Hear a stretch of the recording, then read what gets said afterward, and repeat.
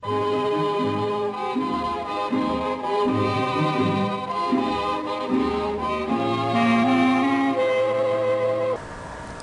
to the second part of our Géoculture for Module 2, Chapter 1. This is still talking about the Île-de-France, as you can see. It has a couple more items that I want you to be aware of. One is the gastronomie. Gastronomie is very, very much a part of French culture. Gastronomie refers to really the love of food, preparation of food, the different kinds of food, and meals that the French would have. They're going to show you just a few here, but we'll learn more as we go through the year. One is brie. Brie is a kind of cheese. They call it the king of cheese. It's probably one of the most expensive. If you buy it here in the United States, it's expensive. It's very creamy, it's rich, and it's baked sometimes. Sometimes you may have had it with nuts or fruit, and it's really delicious. Pâtisserie just means pastries, and if you've ever been to Epcot, to that wonderful pastry shop near the main French restaurant in Epcot, you've seen a couple of their, actually you've seen a lot of their samples of what the French have. Éclairs are very common. Éclairs are these cream puffs. They're kind of elongated cream puffs. Tarts are pies, but they're different from American pies. The United States will put we'll put a cover on the pie. We'll put it might be a little richer and thicker, but in France they're usually very fresh fruit and very appealing looking. The millefeuille simply means 1,000 leaves. It's not very simple. It's a very rich pastry. Very, very flaky, many layers, and that's what that means. Escargot, I have never tried and probably never will. I'm vegetarian and it does not appeal to me, but you might want to try those when you go to France.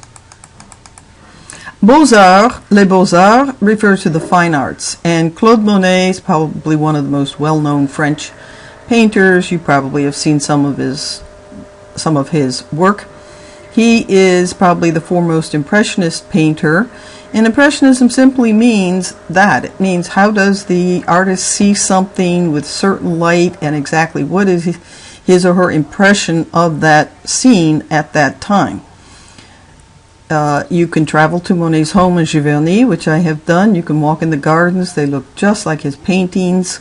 You can go to his studio. You can walk through his house. It's really a great experience. We're going to skip some of these things. I do want to point out the Centre Pompidou is right here. The Centre Pompidou is the modern art museum in Paris. It's very strange looking. It has these pipes, kind of metal stuff outside. Not my favorite place, but you might enjoy it.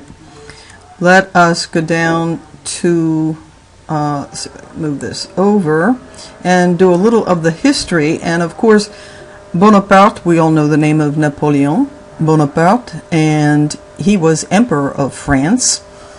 He did a lot of good things for France, infrastructure, the legal system he revamped, but he was very powerful, wanted to conquer all of Europe, and so he ran up a lot of debt in France. And so he was exiled actually twice. He came back the first time and then finally exiled.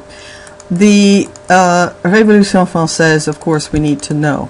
That is celebrated on 14th of July. So July 14th is France's national holiday, and you should know that.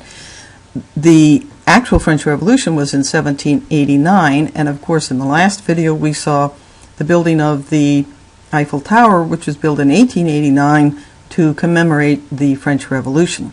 But the actual revolution was 1789, and 14th of July is when that is celebrated. We're going to skip the Disneyland, of course. It's pretty much obvious what that is. A bientôt simply means see you soon. Le Parc Astérix, though, I do want to go over. This is a very famous, very traditional French character. It's a comic book character, and it concerns Astérix and his friends, and they all have IX at the end of their names, or most of them. And we'll get to that later. We'll do something about that later. But there is a theme park outside of Paris called the Parc Astérix. You can go and see all things related to that, much like Disneyland is Mickey Mouse and all his friends. So we'll stop there, but there's much more in the book.